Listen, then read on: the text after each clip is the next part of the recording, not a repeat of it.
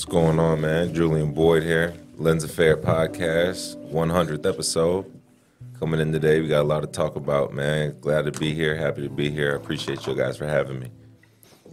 Welcome back, Lens Affair. 我是 Tim， 我是马修。这个我们第100集呢，非常开心可以邀请到另外一位，这个也是跟我们一起见证成长的朋友啦。对，这个卢卡没有事的卢卡。Hello， 我们卢卡。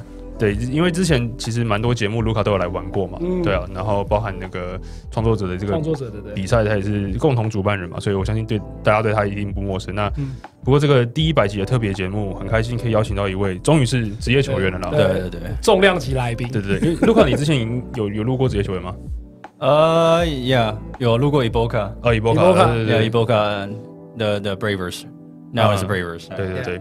不过这个我们3个第一次录音，所以这个默契的考验，第一次跟 Marshall 录音，第一次跟 Marshall 是一个考验啊，对。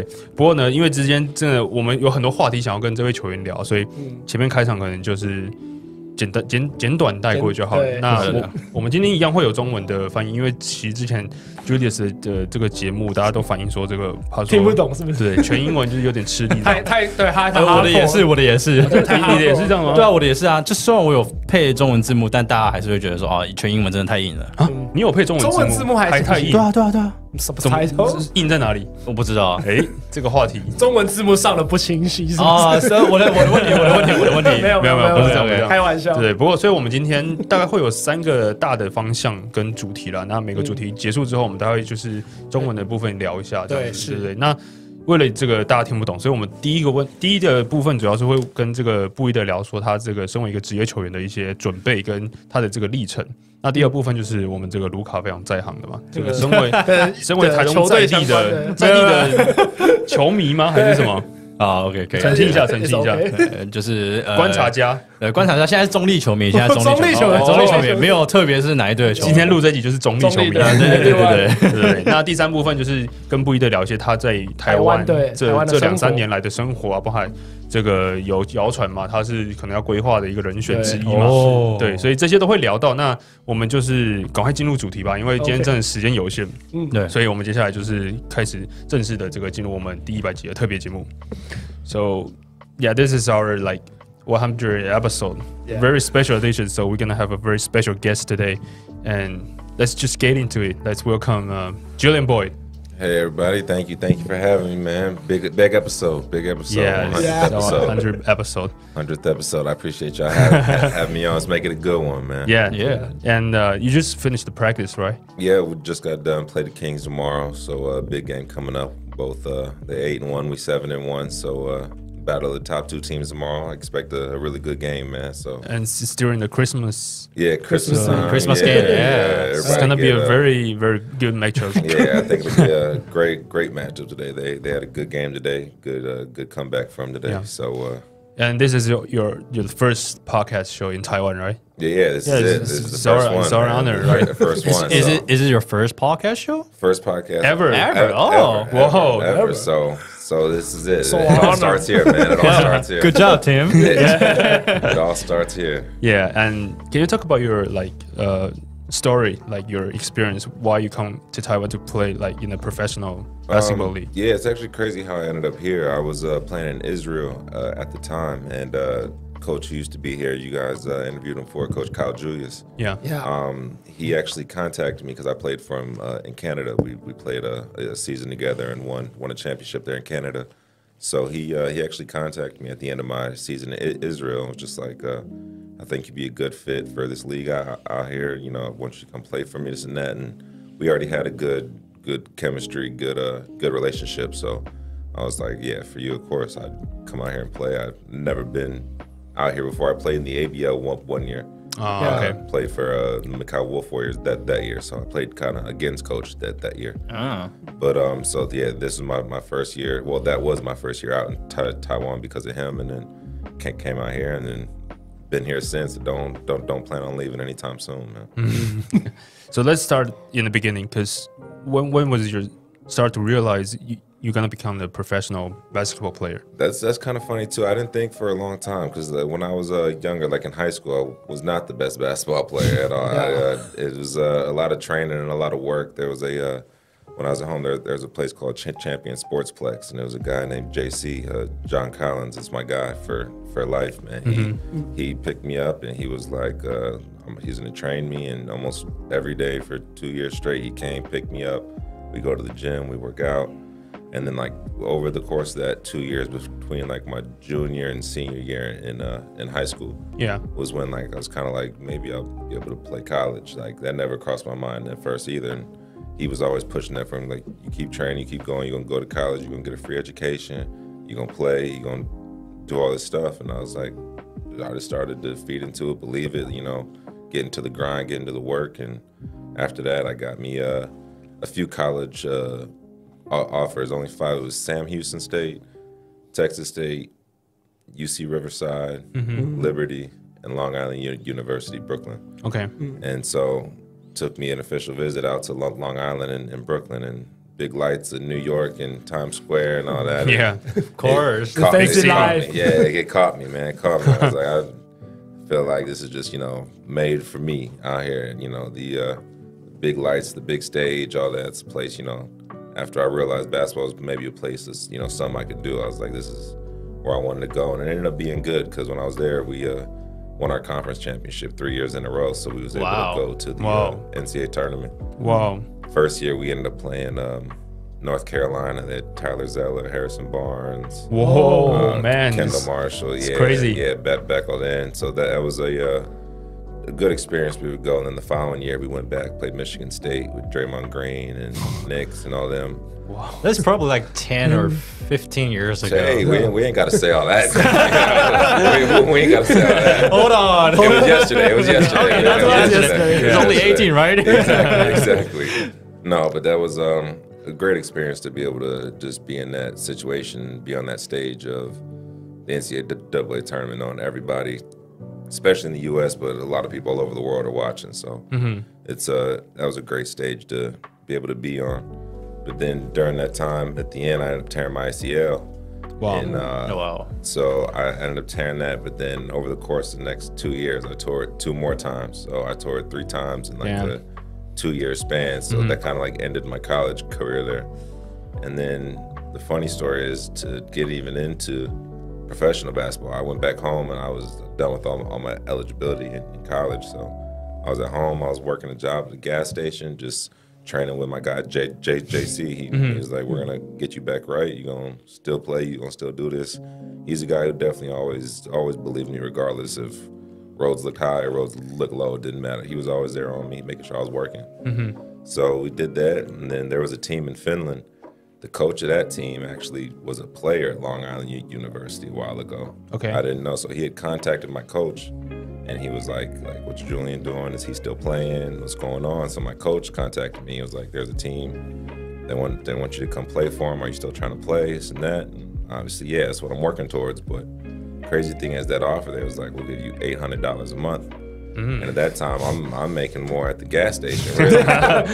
But at the time, it was just kind of a decision of, you really want to play or do you not? Because like you got to get your foot back in the door somehow. Right. Yeah. And that was a big blessing. My foot back in the door. I went there, played very well.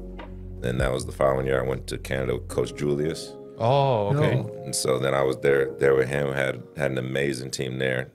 Put in a lot of work there. Coach Kyle's a guy who's definitely gonna make sure you get your work in too. You're gonna make sure that, you know, you're on the path. We're working hard. If we're not working hard, then we're not doing nothing. That's kind of the hammer culture. Yeah, 100%. Yeah. Still Control your that. body fat, right? Yeah, that's crazy. Still remember that. 100%. So we was out there working, but it definitely made me a better player, more focused player. You know, got my knees strong. But then unfortunately, during the middle of that season, I tore my ACL again. Ah, damn. So for the 4th time, so that season was over. Right. But thankfully, the owner of that team, he was an amazing guy. Shout out Vito.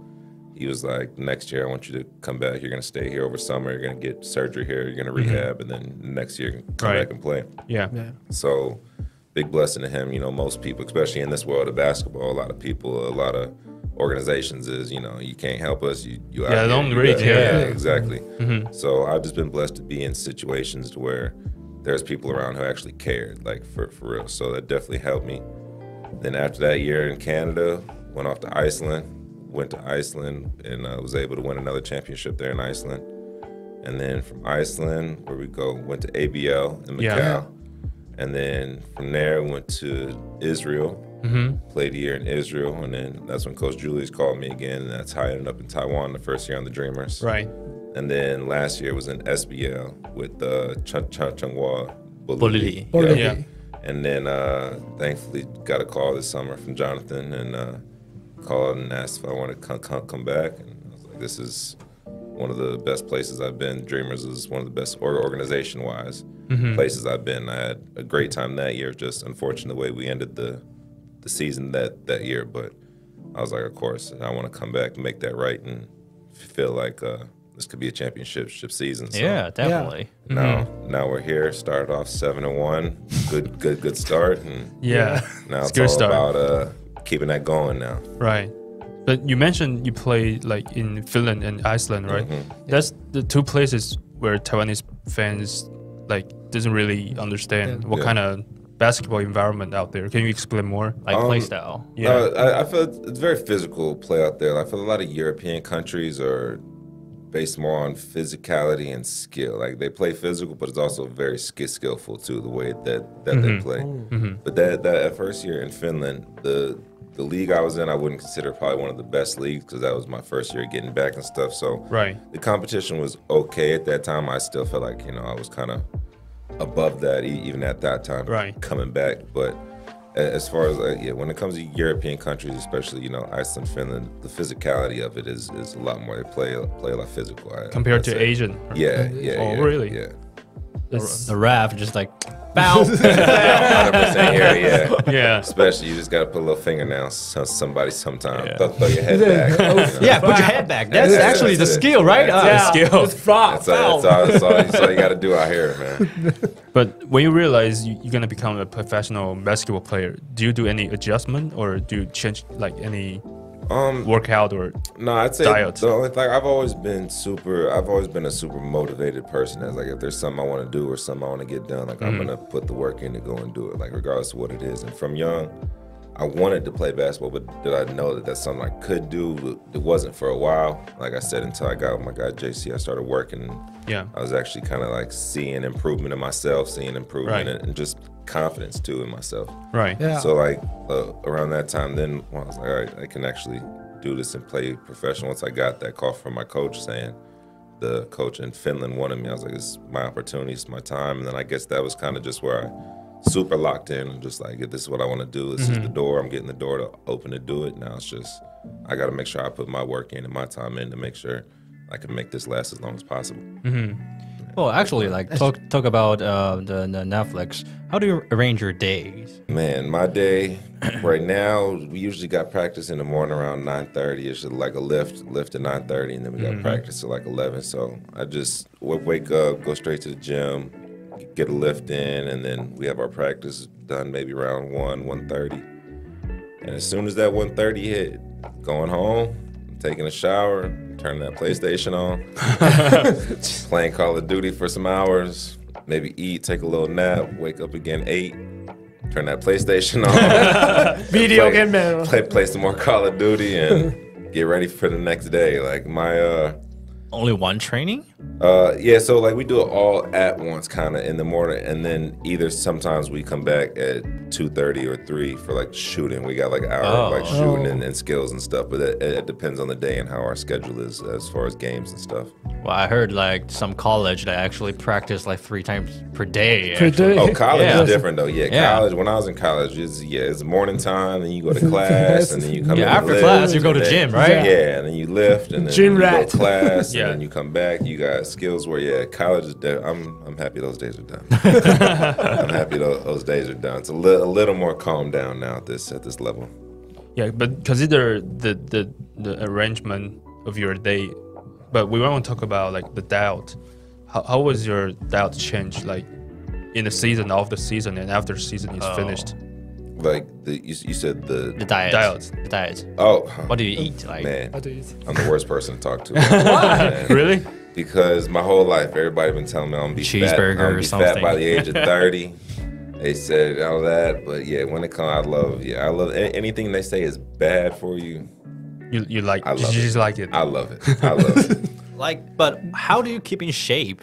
Yeah. Because like you understand, like God Taiwanese bless fans me, called man. you like you go to gym a lot, 对 right? You Hey. call you a fitness, fitness, right? That's what I hear, man. That's what I hear. But little do they know. Come to my fitness class. We eating burgers and fried chicken. Hey, we signed it. Yeah, let's go, man. Let's go. Yeah, That's hey, I got the secret, man. I got the secret. You just gotta eat. That is the always eat eat. that. happiest fitness club we're gonna have. Hey, yeah, we gotta have that, man. It'd be it's gonna work out well. It's gonna be the best training class you can find. Yeah. I can't promise results because I don't know if it'll work for everybody. But how did you bless keep them. in shape? I just, one thing is when it is time to work and get in the gym, I do work hard. That is one thing. Like, I always go in and I do work hard, and I just feel like my genes, I got blessed with just the metabolism I have. I feel like anything I do, eat or anything, I go work out for an hour, it's gone. I wish I have that. Regardless of what it is. Yeah, I wish I That's had the, that. that's the Maybe top chef. secret. That's the top secret. So like that's really it. It's but now I'm getting into a little more healthy stuff. Trying to, but Trying to be vegan. No, shout out Doug, man. Doug's vegan much, is not, right? it's not good. Doug's the vegan. I'm gonna stick with the meat, but it's yeah. When it comes to food, it's Always all the- delicious. that's it. It's too good. All the stuff that they say is bad for you tastes Well, so well good. then, can you tell me who has the best taste of food in your team? Speaking of that, You Like the healthiest or the best taste? Like, best taste, food. best taste. Come on, no best taste. best taste. I mean, healthiest for sure. Doug is vegan. Doug? Vegan, yeah. Doug's vegan. He's vegan. He eats everything good. I want to be more like Doug when I grow up, man. But, Yeah. As of right now, it's a little tough. But Brandon eats pretty well too. Yeah. But slide a burger in here, there and there too. There's this place in Taihu. I love the burgers. The burgers there. Taihu, Problem. right? Yeah, Taihu. He said Taihu精酿, right? Ah, okay, Yeah. I know the place. Good burgers. Great burgers there. Okay. So, because you mentioned you had a lot of like ACL injury throughout the careers, and what others doubt your ability to play basketball or various level? What helped you to persist? The drive to want to play. I feel like there's I have a few friends in life who torn their ACL once and it was done. They didn't play anymore. Yeah. And I just feel like all that comes down to your mindset. I always say, like, regardless of whatever it is you want to do, if you want to be a teacher, you want to be a podcaster, you want to be an athlete, you want to be a lawyer, whatever it is, like, if you really want to do that, you're going to put everything you have to get that done. And I'm a big believer in it. And if you do that, you're going to get it done. Like, Stick with it. You're going to do it. Like, there's some people who I feel like give up too easy or too early on something, but then at the end of the day, it's like, is that really what you want to do? Like, it got a little hard, so it's like, I'm done with that.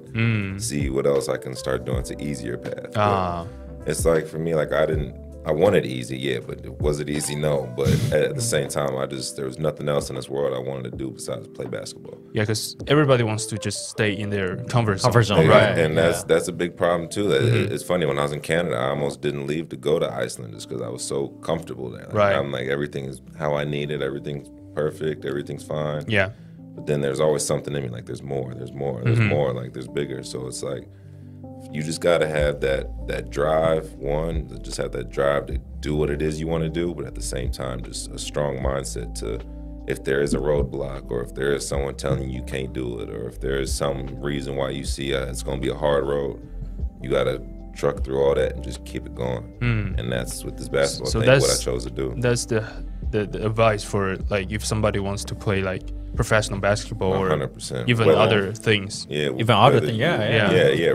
Regardless of what it is, it don't matter whether, like I said, injuries stop you from doing something, or all, knock on wood in here, all the mics break or all the headphones break, and you're like, I don't want to try and get this fixed. I'm done. Like, it's like, no, like, I really want to do this. I hope not. I'm gonna get it. Finger crossed. I hope not either. But it's just like, that's what I'm just talking about. Just like, roadblocks or things that, you know, trials and tribulations that may come up and try and stop you or hold you back from what it is you want to do. Like I said, if you really want to do something, you're going to find a way to get it done. Yeah. But, you know, there's one funny question. Like, we're going to leave for the third part, but we just want to ask you first, because you mentioned Draymond Green when you played in the college, right? Yeah. What's your feeling about, like, see him, like, with him recently? Draymond is... doing his things, right? Yeah, he has a little problem, man. He has a little problem. I think he's a great energy guy to have on your team, but at the same time, I feel like he could hurt you a lot. Just he lets his emotions run a little too high, a little too often. Too often. Yeah. If somebody like Draymond play in your team, what's your reaction and how you're gonna help him? I'm gonna be like, I love you because I love your energy, but you gotta stop hitting people, bro. Like, let's keep the energy to basketball. I feel like he takes it past basketball. Yeah, to MMA, right? Yeah, you gotta calm down, bro. I love you, but you gotta calm down.